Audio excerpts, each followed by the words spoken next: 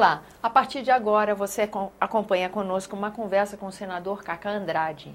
E o nosso tema é o balanço da atuação parlamentar. Isso porque o senador esteve conosco durante 4 meses, não é isso, senador? Sim. Atuando na suplência do senador Eduardo Amorim, do Sergipe. E agora ele se despede da casa. Antes de ir, porém, ele conversa conosco fazendo um balanço de como é que foi essa experiência, esse trabalho como senador. Senador, obrigada pela sua presença aqui no nosso programa. Eu que agradeço mais essa oportunidade. Estava vendo aqui no nosso resumo, são 8 projetos de lei. Foi intenso, como o senhor avisou que seria, né? Isso, um trabalho intenso, concentrado e intenso, né? Isso. O que o senhor destaca? Olha, a gente, quando esteve aqui, né, logo após a posse, a gente disse que o trabalho seria intenso com efetividade. A cada tema que a gente selecionava para colocar no Senado, no plenário do Senado, a gente procurava ver que consequência teria, não ficar apenas no discurso. Então, aqueles temas que se encaminharam para projetos de lei, a gente colocou para diante. A questão dos planos de saúde coletivos, que não tem o controle da Agência Nacional de Saúde. Então, aquelas pequenas empresas, cooperativas, né, não têm força suficiente para enfrentar as empresas de plano de saúde, que muitas vezes arbitram, né, então fica para dar mais igualdade nas forças. Né. Uhum. A questão do Rio São Francisco, questão que é uma delicada coisa essa, né? delicadíssima. Nós estamos vendo o rio morrendo, efetivamente. O rio está morrendo, antes era só o baixo curso, agora em toda a extensão do rio, nós estamos vendo as nascentes secando, o rio deixou de ser navegável, era piscoso, deixou de ser piscoso. Então a Chesf, que fez a última hidrelétrica, não fez a escada de peixes para Piracema. Nós encaminhamos um projeto de lei para obrigar não só a Chesf nesse caso, mas todas as barragens que estiverem feitas ou em construção, que não respeitarem isso, que não fizerem a escada, eles são obrigados a elaborarem um plano de repovoamento de peixe na parte jusante de cada barramento. Esse é mais um projeto que já está em tramitação na casa. Já está em tramitação. Nós encaminhamos 8 projetos que todos eles já estão em tramitação. Mesmo. Nós elaboramos uma política de revitalização do Rio São Francisco. Não foi simplesmente uma lei, foi uma política para a revitalização do Rio São Francisco, com ações claras, com responsabilidades. Claro que isso vai, mais adiante, ter uma regulamentação de como a ação vai acontecer, mas fizemos também um projeto de lei nesse sentido. Uma outra coisa também, a questão das vazões dos rios que tem barragens regularizadoras, como o caso do São Francisco, que tem a barragem de Sobradinho, que é regularizadora. Ela tem um lado positivo, que é acumular água, é para controlar enchentes e tal. Mas, por outro lado, se o rio não tiver, não for dado ao rio artificialmente uma condição que ele tinha naturalmente, que era de ter cheias artificiais, naturalmente que com as barragens regularizadoras, essas cheias serão mais controladas. Mas as cheias precisam para limpar a calha do rio, para tirar o sedimento do rio que se encontra no seu baixo curso todo assoreado, para que as várzeas, o litoral de Sergipe, a fase marginal do Rio São Francisco em Sergipe, toda ela era produzir arroz, produzia peixe, porque as várzeas, eles faziam os diques com as chamadas lá, portas d'água, com portas. Então, eles retinham a água, na enchente eles enchiam, quando o rio vazava, eles retinham a água, e aí, nas vazantes... Plantavam em alagado. Isso mesmo. Então, a gente está colocando também um projeto de lei para obrigar que haja as cheias artificiais, ou seja, dar ao rio artificialmente uma condição que ele tinha natural, mas de forma controlada, todas as populações serem ouvidas, né? O Comitê de Bacia Hidrográfica, ele tem que ser ouvido. Ele foi criado como instância, né, de decisão para ser ouvida.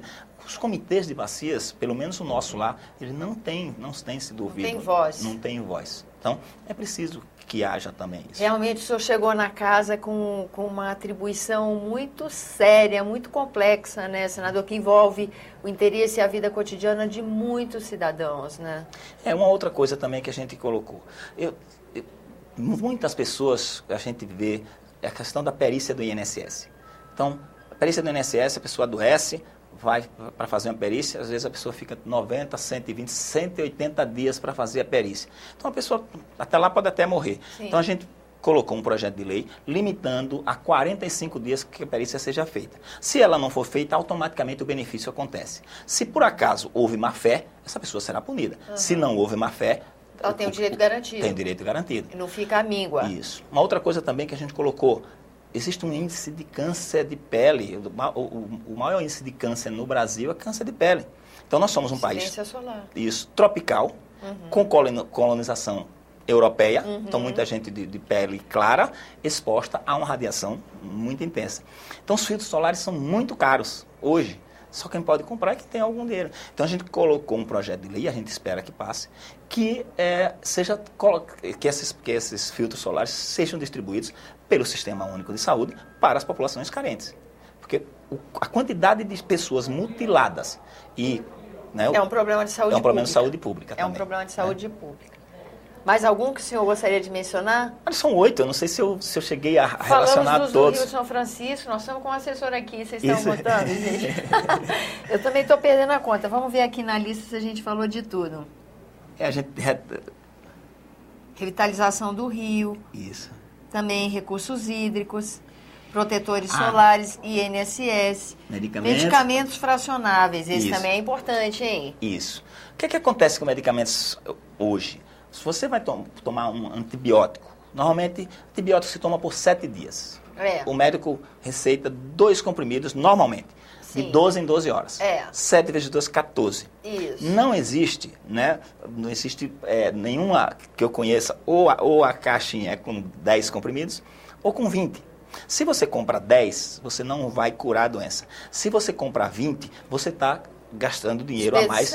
Isso. Então, se você comprar 20, gasta os 14, o que acontece com a pessoa às vezes? Bom, gastou os 14, deixa os 6 lá. No dia que tem uma infecçãozinha... Vai se automedicando. E então, aí o antibiótico também vai perdendo o efeito. Vai perdendo o efeito, a pessoa vai adquirindo resistência, né, e vai piorando ainda mais a situação. Fortalecendo bactérias que depois, inclusive, ele vai transmitir para outras pessoas. Para outras pessoas, isso mesmo. Realmente esse é sério. Senador, uma pergunta que eu lhe faço. São projetos importantes, dizem diretamente respeito ao cidadão na sua vida cotidiana. A gente entrevistando aqui no programa Argumento, a gente vê que o trabalho de um senador é árduo em fazer a matéria tramitar, ir até a Câmara dos Deputados. O processo de trabalho, de discussão, de tramitação, ele é árduo mesmo, né?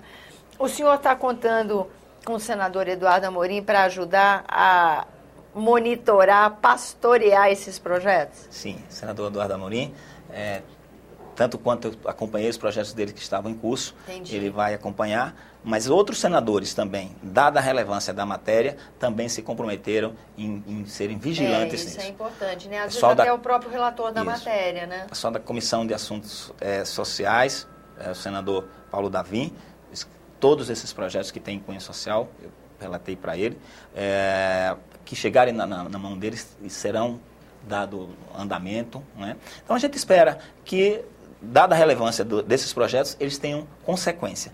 Senão não vale a pena, né? A gente está aqui, a gente se esmera, a gente pesquisa, a gente vai fundo, né? E uma coisa que eu me utilizei bastante foram as redes sociais, para que a gente elaborasse projeto. A gente provocava através das redes sociais, dos sistemas de comunicação também, da imprensa, de uma forma geral, para a gente ver quais os assuntos que a população mais carenciou da proteção da lei. Então, em cima disso, a gente contou com uma assessoria parlamentar competente. O pessoal do Senado, eu gostaria de fazer um registro aos funcionários de todos os níveis do Senado, pela competência deles, pela delicadeza que eles têm com a gente, pela forma com que eles nos tratam. Eu estou assim, extremamente agradecido por encontrar no serviço público pessoas competentes, pessoas agradáveis, pessoas que estão sempre abertas a trabalhar.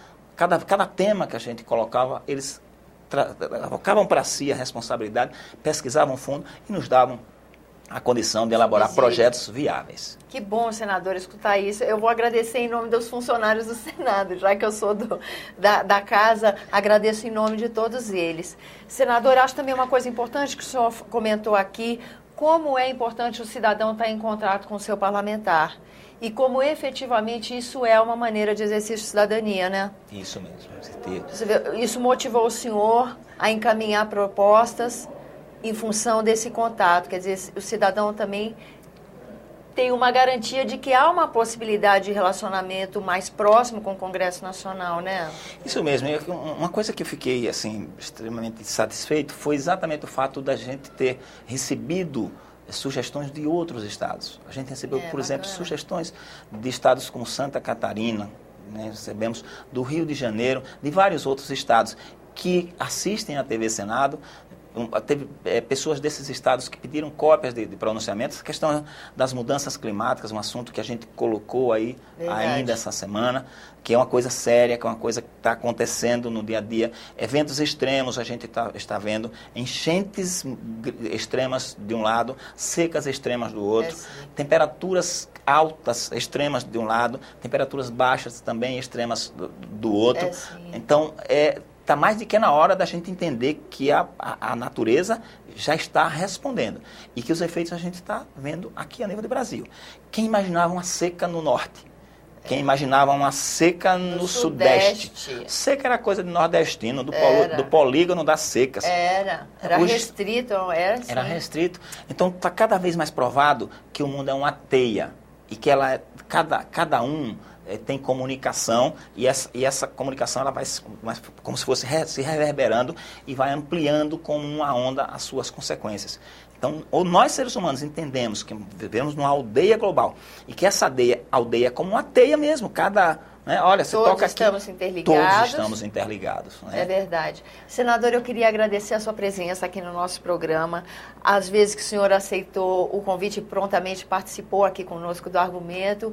Muito obrigada pela sua participação e sua atenção. Eu gostaria de agradecer ao Sistema Senado de Comunicação, pela competência dos seus profissionais, pela presteza com que nos atendem, pela amplitude que vocês estão dando ao trabalho do Poder Legislativo, sem preocupação necessariamente com a audiência, mas com a verdade, com a forma correta de comunicar à população. Tenham a certeza de que o trabalho da TV Senado, do Sistema Senado de Comunicação, cada vez mais está ganhando audiência, né, e a audiência qualificada, que é o mais importante. Então, quero agradecer a todos vocês que fazem o Sistema Senado, né, pela competência, pela presteza, pelo grande trabalho que vocês fazem pelo povo brasileiro. Bom, mais uma vez eu vou tomar a liberdade de agradecer em nome da casa. Muito obrigada, senador. Agradeço também a você pela sua atenção. Convido a participar conosco aqui do trabalho da TV Senado, enviando sugestões e críticas para 0800 61 22 11, ligação gratuita. Se você quiser rever esse ou outro dos nossos programas, senado.leg.br/TV. Até a próxima.